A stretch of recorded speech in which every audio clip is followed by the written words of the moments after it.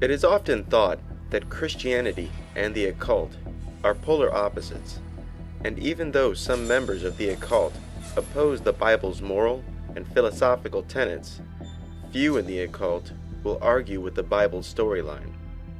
Not only will those in the occult quote from the Bible freely, but the occult and Christianity share common symbolism. From Genesis' Tree of Life to Revelation's Mark of the Beast, these two belief systems draw from a common tradition of allegory. Because Christianity and the occult share a symbolic tradition, this documentary will examine biblical symbols from the perspective of the occult.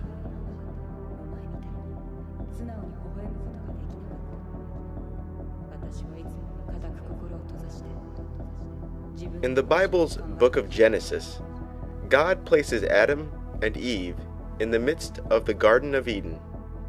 Eden, according to the Bible, was a paradise where illness and suffering were unheard of. As the story goes, this paradisical land of Eden had within its borders at least two trees. One tree was called the Tree of Life, and the other tree was called the Tree of the Knowledge of Good and Evil. It is said that God told Adam and Eve that he permitted the eating of the fruit which grew from the Tree of Life, but the fruit which grew from the other tree, the Tree of the Knowledge of Good and Evil, he did not permit the eating of. He further warned that if the forbidden fruit was eaten, that the guilty party would quote-unquote surely die. And the Lord God commanded the man, saying, Of every tree of the garden thou mayest eat freely, but of the tree of the knowledge of good and evil thou shalt not eat of it, for in the day that thou eatest thereof thou shalt surely die. The two tenants of the garden, Adam and Eve, did not heed this edict for too long. Into the garden crept a serpent who assured Eve that she was indeed free to eat from the tree of knowledge of good and evil, that she would not die, and that after eating the fruit, her eyes would be opened, and she would be remade as the gods, knowing good and evil. And the serpent said unto the woman, Ye shall not surely die, for God doth know that in the day ye eat thereof, then your eyes shall be opened, and ye shall be as gods, knowing good and evil. And when the woman saw that the tree was good for food, and that it was pleasant to the eyes, and a tree to be desired to make one wise, she took of the fruit thereof, and did eat, and gave also unto her husband with her, and he did eat. And the eyes of them both were opened, and they knew that they were naked. And they sewed fig leaves together, and made themselves aprons. According to the tale, the serpent told Eve the truth that her eyes would be opened by the forbidden fruit, but lied when he claimed that the fruit wouldn't kill her. After their disobedience, both Adam and his wife would be expelled from paradise and forced to live a life of toil and suffering east of the garden.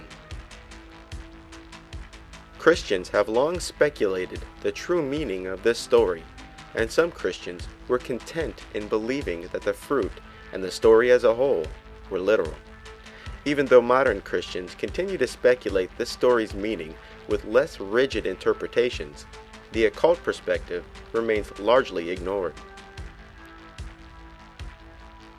The Kabbalah, which is a set of ancient Hebrew texts, describe a framework of the universe which also contain two trees.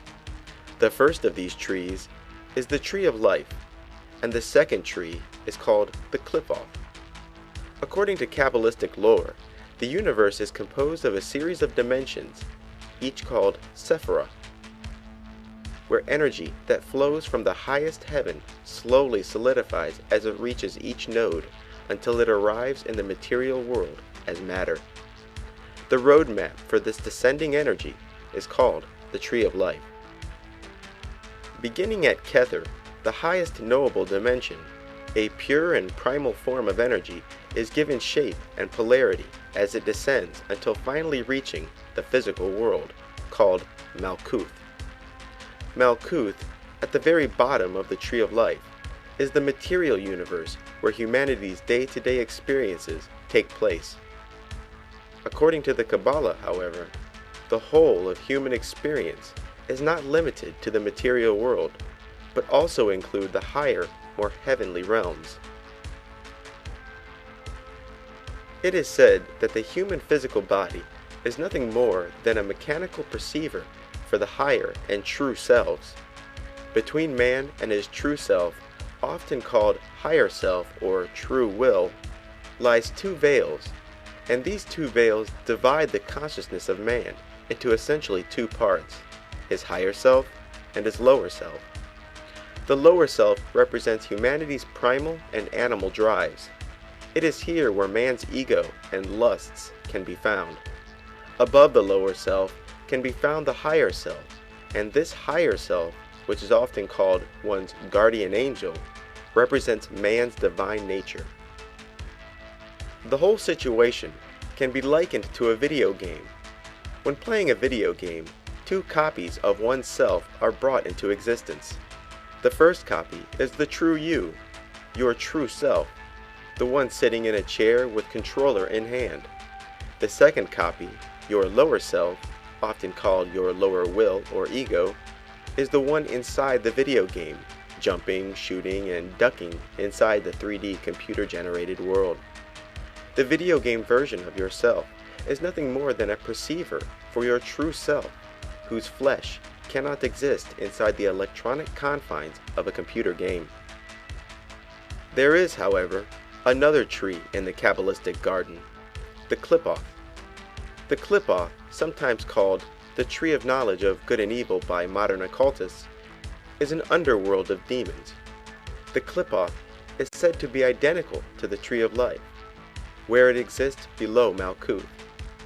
This infernal tree is said to be ruled by the fallen angel Samael, who is the Kabbalistic equivalent to Satan from the Bible. It is the Tree of Life, along with its counterpart, the Qliphoth, that is the origin of the concept of 7 hells and 7 heavens. Below the tree, proceeding from Malkuth, is the Tree of Knowledge of Good and Evil, which is between the Tree of Life and the world, or Asaya, or shells, represented by the coiled-up dragon with 7 heads and 10 horns, being the 7 infernal palaces and the 10 Averse Sephiroth. Occultists claim that just as man has a divine copy of himself, called the guardian angel, who exists in the higher realms of the Tree of Life, he also has an infernal copy of himself, called the guardian demon. Expectedly, this so-called guardian demon takes residence in the Tree of Knowledge of Good and Evil. Both guardian angels and guardian demons are called tutelary spirits, which are spirits assigned to a human at birth. Muslims, similar to occultists, also believe that each human is assigned an angel and a demon at birth. A large part of occult practice involves contacting or uniting with one's tutelary spirit. The most common operation is often called knowledge and conversation with the holy guardian angel. Coming into contact with one's guardian angel is not only one of the occult's highest achievements, but a necessary step in gaining mastery over magic itself. After a series of rituals designed to help the spirit slowly climb the Tree of Life, you will finally come into contact with the true you that exists in the heavenly realms. After achieving unity with one's tutelary spirit, the magician not only experiences ever-increasing psychic and intellectual ability, but most importantly, true illumination. Yoga, which literally means unity, is based on similar principles of connecting to one's ultimate divine form. This process of using magic to increase one's psychic and intellectual powers is called psychic development and has long been known as alchemy. Initiation is another term often used to describe spiritual development. In movies like The Last Airbender, the Christ child is learning to master new powers as he gains mastery over the four magical elements: air, water, earth, and fire. The movie also contains the four nations of elementals acknowledged by all occultists. According to the official story, alchemy is the controlled transmutation of one metal to another. The very utterance of the word alchemy invokes in the commoner mental imagery of a medieval eccentric foolishly attempting to turn lead into gold. Magicians, both modern and ancient, have nurtured and enjoyed this misconception. As usual, these magicians cleverly conceal the truth of their work in symbols, while the profane tried in vain on account of taking the symbolic literal. The metals of alchemy have absolutely no relation to the physical manifestation of the metal. The minerals of alchemy have absolutely no relation to the physical mineral whose name it bared. The answer, in part, is to be found in the hexagram and the tree of life. The hexagram, falsely called the Star of David, is only connected to the Jewish people because of the Kabbalah. The hexagram is actually a symbol for the 7 of the 9 Sephiroth above the material plane.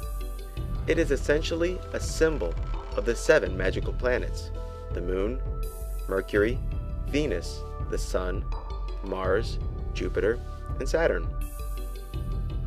Each of these 7 planets are associated with and correspond to a particular metal.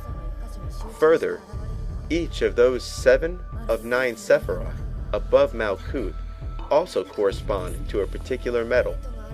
With this in mind, the hexagram and all of its correspondences can be nearly superimposed on the Tree of Life, with only the sphere of Binah, which represents Saturn, ruining the perfect superimposition.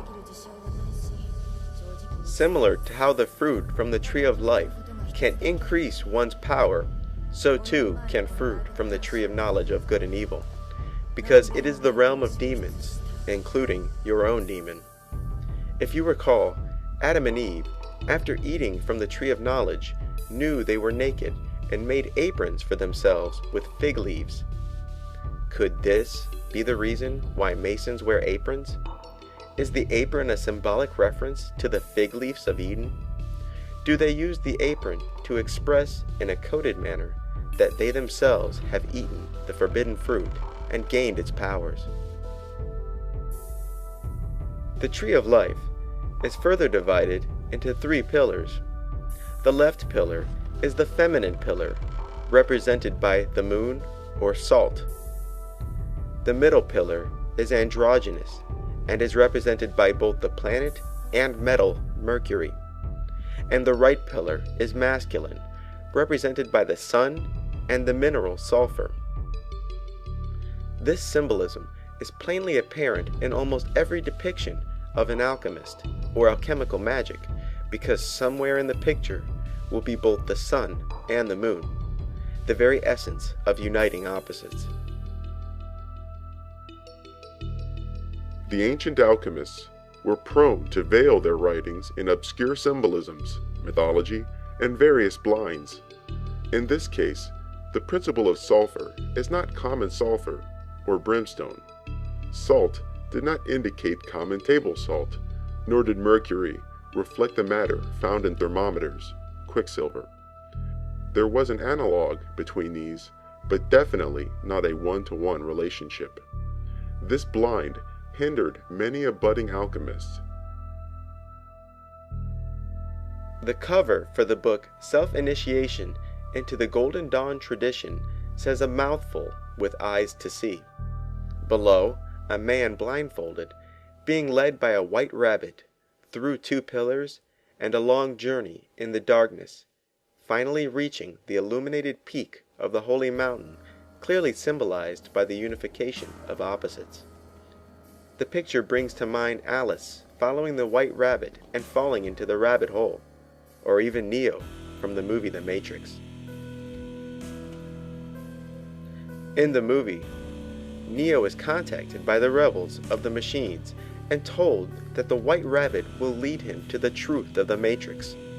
And similar to Guardian Angel lore, Neo is freed from his blindness and awakens to discover his true self, his true body.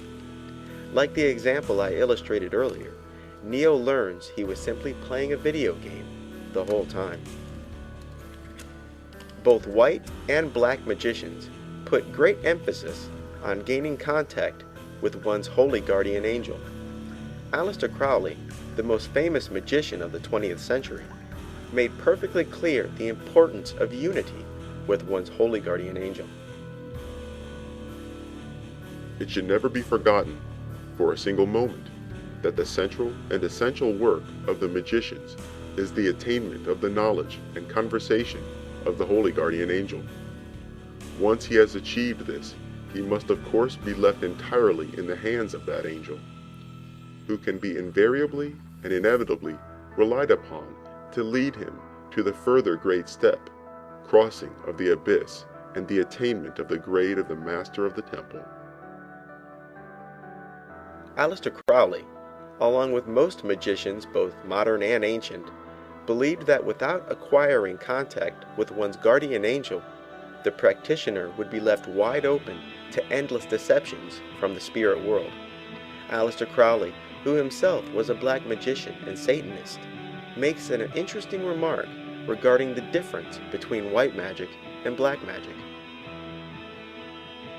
As was said at the opening of the second chapter, the single supreme ritual is the attainment of the knowledge and conversation of the holy guardian angel.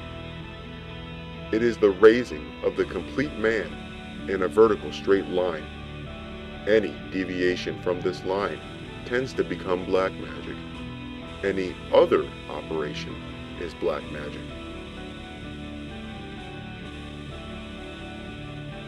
Most black magicians revel in muddying the lines between right and wrong, white magic and black magic.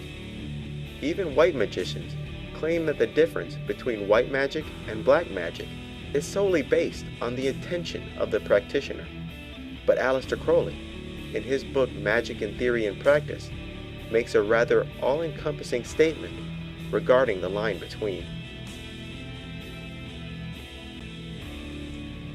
Here, he suggests that any magic, regardless of intention or desired outcome, is black magic if it is not in pursuit of attaining knowledge of one's guardian angel. Case closed. According to Crowley's definition, even the most benign love spells are classified as black magic.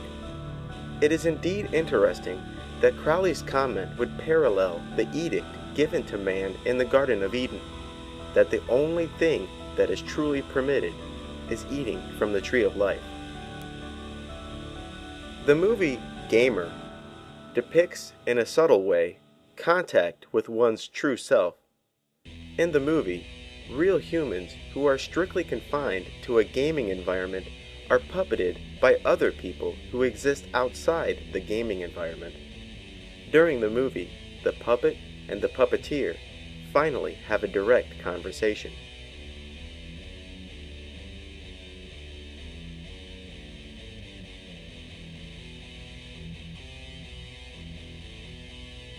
The mark of the beast is yet another biblical term which has been subject to endless speculation and interpretation.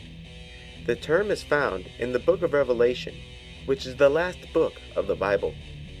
The Bible suggests that there will come a time when the Antichrist, also called the beast, will force all people to bear his mark, or his name, or the number of his name, in order to buy or sell goods. And he causeth all, both small and great, rich and poor, free and bond, to receive a mark in their right hand, or in their foreheads, and that no man might buy or sell, save he that had the mark, or the name of the beast, or the number of his name. Here is wisdom. Let him that hath understanding count the number of the beast, for it is the number of a man, and his number is 666. Because of its obscurity, this single passage has produced endless hours of speculation, and most of this speculation is in regards to the mark of the beast, rather than the means by which people will wear the name of the beast, or the number of the beast, which is 666. The occult, like many Christian prophecy speculators, have given the actual mark of the beast more attention than the method by which people will one day be forced to wear the name or number of the Antichrist. The mark of the beast, outside of occult circles, is commonly interpreted as a new kind of monetary exchange where computer chips serve as a form of identity in a cash-free society. This interpretation, where the mark of the beast is a computer chip embedded into one's body, is not, however, shared by members of the occult. In occult circles, the mark of the beast, sometimes called the mark of the devil or the mark of Cain, is a power granted by the devil which allows those with the mark to shapeshift from humans to hideous creatures. The most common description of those who are endowed with the mark of the beast parallel what are often called werewolves or lycans. It is said that the mark of the beast is the darkest form of spiritual alchemy, where those who desired it were forced to bargain their eternal souls to Satan. After being endowed with the mark of the beast, the individual can shapeshift at will. Those who claim to have been given the mark of the beast describe it as a form of self-deification, where they rise above the limits of human clay and are reborn in the image of the devil. The reason that the mark of the beast is also called the mark of Cain is that members of Satanism freely connect biblical Cain with the Antichrist, and further, they associate the mark that Cain was given with the mark of the beast itself. In the Bible, Cain, who was said to be the firstborn son of Adam and Eve, killed his brother Abel, after which God placed a mark on Cain and sent him away from his family. This mark placed on Cain was not only punishment, but prevented other people from killing him. Behold, thou hast driven me out this day from the face of the earth, and from thy face shall I be hid, and I shall be a fugitive and a vagabond in the earth. And it shall come to pass that everyone that findeth me shall slay me. And the Lord said unto him, Therefore whoever slayeth Cain, vengeance shall be taken upon him sevenfold. And the Lord set a mark upon Cain, lest any finding him should kill him. And Cain went out from the presence of the Lord, and dwelt in the land of Nod, on the east of Eden. The occult not only associates Cain and the mark placed upon him with the Antichrist and his mark, but also claim that Cain was in fact the son of Satan and the whore of Babylon, or Satan and Eve, rather than the son of Adam and Eve. Equinox, an Aleister Crowley publication, states, Their prince is Lams, Samael, the angel of poison and of death. His wife is the harlot, or woman of whoredom, and united they are called the beast. Thus the infernal trinity is completed, which is, so to speak, the averse and caricature of the supernal creative one. Samael is considered to be identical with Satan. In the first place, there is again the woman riding on the bull, which is the reflection of Babylon that rideth on the beast. And also there is an Assyrian legend of a woman with a fish, and also there is a legend of Eve and the serpent, for Cain was the child of Eve and the serpent, and not Eve and Adam. And therefore, when he had slayed his brother, who was the first murderer, having sacrificed living things to his demon, had Cain the mark upon his brow, which is the mark of the beast spoken of in the Apocalypse, and is the sign of initiation. Michael W. Ford, a modern satanic author, makes similar connections between Cain, his mark, and the Antichrist. I conjure thee, Cain, who is the earthly devil, who is the master of spirits, encircle and awaken within my flesh, my blood, my mind. By thy depths of which I will walk herein shall I become reborn, in the name and mark of the devil, whom I swear my spirit unto. I am myself the Redeemer and the bringer of the infernal pact, which holds no bounds nor mortal strain, yet my desires shall be filled by the eye within the blackened triangle. You will never be able to turn back from the path, as the lonely path of godhood shall be marked upon your brow as the mark of Cain. As you are shadow, allow yourself to grow close to this infernal king and enter his essence. Open your astral eyes as this shadow and understand you may take any form you wish. You are vampire, incubus, set-like, and immortal in essence. You become as Ahriman, the infernal king who shapes the world according to his desire. You may communicate and seek various points of congress with all goetic spirits in the dreaming plane. Your gate is the dream. This is the Sabbat body of which you shall go forth.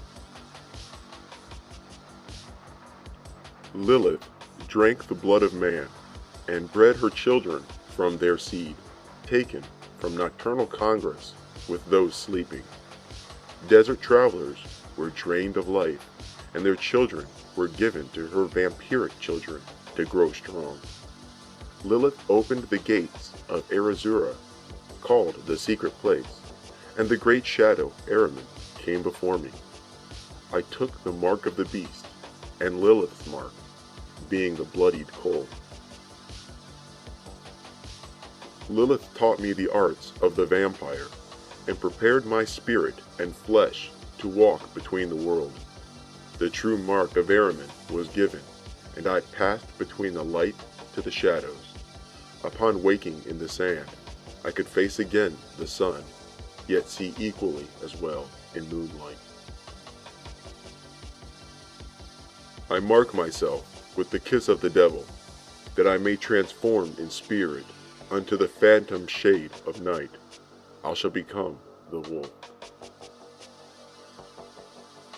The spirit takes the form that it so desires at the moment, joins with familiars and other demonic forms, and goes forth to a place which centralizes the imagination in an infernal sense. The devil is by this standard a mirror of the liberated mind, awaiting confirmation of self-belief and the desire to becoming something else. Remember, throughout history, the devil has always been a shapeshifter. No common form may stay for too long. Cain is the first sorcerer and shapeshifter who drifted from his tribe to become as God. He in turn was taught witchcraft and sorcery deeper by his spiritual mother, Lilith. It was soon after that Cain would wander the earth forever in spirit form, through the blood and psyche of his initiates, and manifest through their deeds and work. The touch of Azazel brings a fire to the clay, which then allows that genius to shape his flesh in dream and waking according to his desire. The Necronomicon, a book commonly thought of as the fictional tales of H.P. Lovecraft, also contain a reference to the shapeshifters who bear the mark of the beast. Know, fifthly, that the worshippers of Tiamat are abroad in the world, and will give fight to the magician. Lo, they have worshipped the serpent from ancient times, and have always been with us. And they are to be known by their seeming human appearance, which has the mark of the beast upon them, as they change easily into the shapes of animals, and haunt the nights of men, and by their odor, which comes of burning incenses unlawful to the worship of the Elder One. Even if you believe the Necronomicon to be complete fiction, what is important here is the context by which the reference to the mark of the beast was used. Repeatedly is the term used to describe Satan worshippers who have the appearance of being human, but in fact can shapeshift into the forms of animals. In the movie Nightbreed, the main character becomes obsessed with a hidden community of shapeshifters that live underground, beneath a cemetery. Upon arriving, he is bitten by a red-colored monster who refers to himself as the Beast. After this, he begins to transform into a werewolf that thirsts for blood. After gaining entry to the underground community, he is initiated and welcomed into their tribe. Similar to the story of Cain, who was given the mark that prevents anyone from slaying him, his new condition as a werewolf makes it virtually impossible to kill him. In the movie, a character named Baphomet, the Baptizer, was the founder of this underground community of monsters. The Bible also associates the Antichrist with a personage called the Beast of the Sea. This character is so called because he is not only associated with the beast, who is the Antichrist, but also because he is said to rise up out of the sea.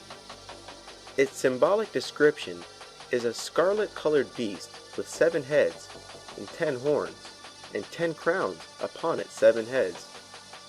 The color scarlet is simply red with a slight tinge of orange. And I stood upon the sand of the sea, and saw a beast rise up out of the sea, having 7 heads and 10 horns, and upon its horns 10 crowns, and upon its heads the names of blasphemy. The Bible also describes this multi-headed beast being ridden by a harlot wearing the colors scarlet and purple.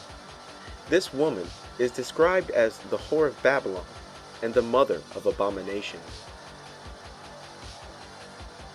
So he carried me away in the spirit into the wilderness, and I saw a woman sit upon a scarlet-colored beast, full of names of blasphemy, having 7 heads and 10 horns.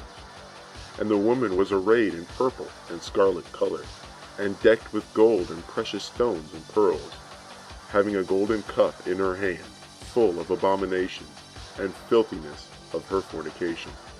And upon her forehead was a name written, Mystery, Babylon the Great, the mother of harlots and abominations of the earth. The Bible identifies the 10 horns upon the 7 heads of the beast as 10 kings who will rule alongside the Antichrist.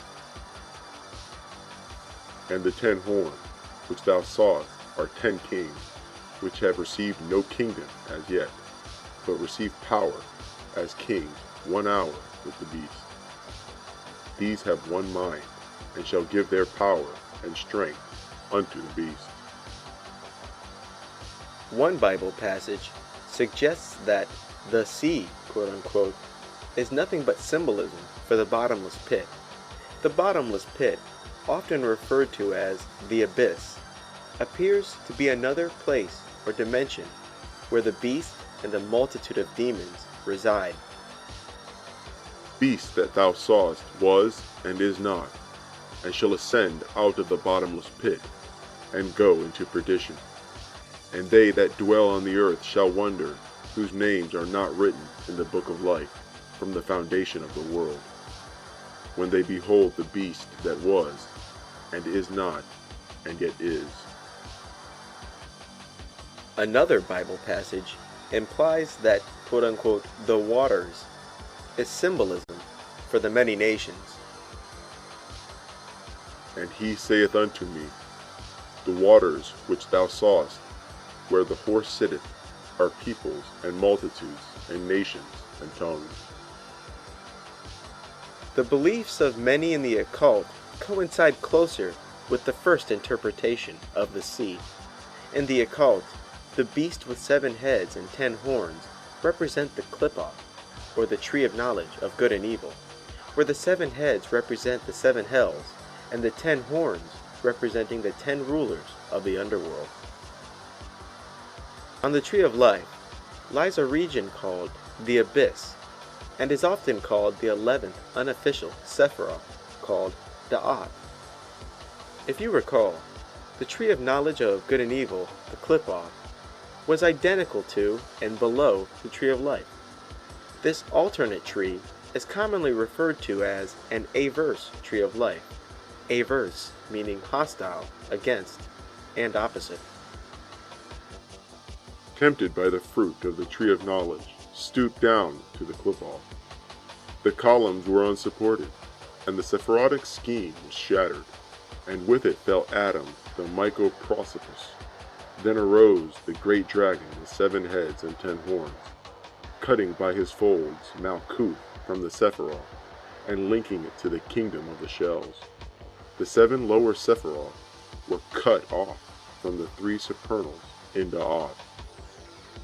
The floor is black, having upon it also a triangle enclosed with the heptagram, bearing the titles of the averse and evil Sephiroth, as shown by the great red dragon with 7 heads. Let's return to Israel Regardie, a knowledgeable magician and prolific occult author, regarding his interpretation of the Tree of Knowledge of Good and Evil, and the beast with 7 heads. Below the tree, proceeding from Malkuth, is the Tree of Knowledge of Good and Evil, which is between the Tree of Life and the world of Asaya or Shells, represented by the coiled-up dragon with 7 heads and 10 horns, being the 7 infernal palaces and the 10 averse Sephiroth. The great goddess Eve, tempted by the fruits of the Tree of Knowledge, whose branches tend upwards to the 7 lower Sephiroth, but also downwards to the kingdom of Shells, reached down to them, and the 2 pillars were left unsupported. Then the Sephirotic tree was shattered. She fell, and with her fell the great Adam. And the great red dragon arose with his 7 heads and 10 horns, and Eden was desolated. And the folds of the dragon enclosed Malkuth, and linked it to the kingdom of Shells. And the heads of the dragon rose, and the 7 lower Sephiroth, even up to Da'at, at the feet of Alma Elohim. Before you are the 10 averse and evil Sephiroth of the Qliphotic or Shells, collected into 7 palaces, wherein the apocalyptic mystery of the 7 heads and 10 horns.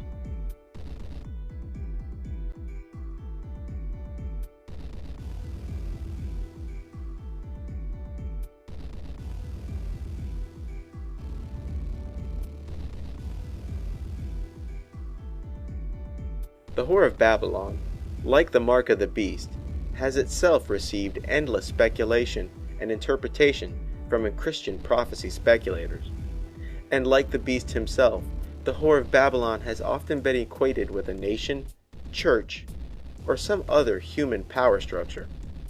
The most common of these speculations is that the Whore of Babylon represents the Catholic Church, and, predictably, this interpretation is shared by many of those who are not Catholic but Protestant, most notably the Seventh-day Adventists. Catholics, meanwhile, claim that the Whore of Babylon is in fact the city of Jerusalem, citing the great Jewish power which has risen in recent times. Jehovah's Witnesses declare that all other forms of Christendom is part of the apostate religion of Babylon the Great. Here is what the Bible says about the Whore of Babylon. So he carried me away in the spirit into the wilderness, and I saw a woman sit upon a scarlet-colored beast, full of names of blasphemy, having 7 heads and 10 horns. And the woman was arrayed in purple and scarlet color, and decked with gold and precious stones and pearls, having a golden cup in her hand, full of abominations and filthiness of her fornication. And upon her forehead was a name written, Mystery, Babylon the Great, the mother of harlots and abominations of the earth. And I saw the woman drunken with the blood of the saints, and with the blood of the martyrs of Jesus. And when I saw her, I wondered with great admiration. And the angel said unto me, Wherefore didst thou marvel? I will tell thee the mystery of the woman, and of the beast that carrieth her, which hath the 7 heads and 10 horns. Babylon the Great is described as an entity or city which is drunk from the blood of the saints and rules over the kings of the earth and uses sorcery to do so. It is also said that the beast which she rides upon will one day betray her and destroy her. Adding to the respectable list of interpretations for this most lambasted entity, the occult interprets the whore in a similar fashion as it interprets the beast, a singular, particular being with a power structure beneath it. Occultists associate the whore of Babylon with a number of mythological goddesses. In Egypt, she is Isis or Nut. In Greece, she is Hecate or Astarte. In India, she is Kali. Lilith, Hilarion, Az, Sophia, and Tiamat are also frequently used names for this goddess. Interestingly, the whore of Babylon is commonly equated with the aforementioned Eve from the book of Genesis. She is often spoke of as the good and faithful wife, widowed, and finally becoming a host to some evil presence and becoming evil herself. In both the Bible as well as the occult, this goddess is crowned with many titles: the whore of Babylon, Babylon the Great, mother of harlots, mother of abominations, the Scarlet Woman, and so forth. She is also given titles like the Bride of Chaos and the Bride of the Beast, because it is said that she is now the consort of the Antichrist, rather than Adam. The occult not only associate her with vampires, but claims that she is the mother of a multitude of demons. It is also claimed by the occult, as well as the Bible, that Babylon will be, at least initially, in firm control of the beast. Those involved with witchcraft and Wicca worship the quote-unquote mother goddess, unaware that the whore of Babylon has similar titles like the mother goddess, the great mother, and Mother Earth. Further, this goddess is repeatedly associated with the moon, the number 7, the number 3, and the owl. Jack Whiteside Parsons, the brilliant rocket scientist and black magician, had much to say regarding his encounters with the Scarlet Woman. John Parsons, sometimes known as Jack Parsons, claims that he evoked the goddess and engaged in sexual congress with her. The goddess, according to Parsons, claims that she arrives in the midst of humanity in the form of avatars, using one body after another till her will and the will of the beast is fulfilled. Glory unto the Scarlet Woman, Babylon, the mother of abominations, that rideth upon the beast. For she hath spilt their blood in every corner of the earth, and lo, she hath mingled it in the cup of her whoredom. And I, Belarion, Antichrist, do lift up my voice and prophesy, and I say, I shall bring all men to the law of the beast 666, and in his law I shall conquer the world. And within 7 years of this time, Babylon, the Scarlet Woman Hilarion, will manifest among ye, and bring this my work to its fruition. Aleister Crowley has also made numerous references to the whore of Babylon as a singular entity who is both the mother and the concubine of the Antichrist. Yes, I, the beast, my scarlet whore bestriding me, naked and crowned, drunk on her golden cup of fornication, boasting herself my bedfellow, have trodden her in the marketplace, and roared this word that every woman is a star. This is the secret of the Holy Grail, that is the sacred vessel of Our Lady, the Scarlet Woman, Babylon, the mother of abominations, the bride of chaos, that rideth upon our Lord, the beast. Thou shalt drain out thy blood, that is thy life, into the golden cup of her fornication. Thou shalt mingle thy life with the universal life. Thou shalt keep not back one drop. Of all the occult writers, it is Michael Ford, as usual, who has the most to say about the satanic perspective regarding the Whore of Babylon. Babylon is the Kabbalistically restored spelling of the biblical Babylon, the Great Whore. This goddess is in union with the beast 666 in the book of Revelation. Aleister Crowley restored this goddess to her aspect of holding the cup of her fornications, from which the blood of the saints dwelled. Those who traverse and persevere through the path of Thelema, or holy magic, might offer their blood to the great cup, opening themselves to the glory of Babylon. The queen of the witches, Sabat, is none other than Lilith, known in Persian mythology as or Je, the harlot who is the embodiment of sexual power. She is known through many cultures, Hebrew, Persian, and European as Hecate, the triple goddess of the crossroads, who is mother of death, shades, witchcraft, and necromancy.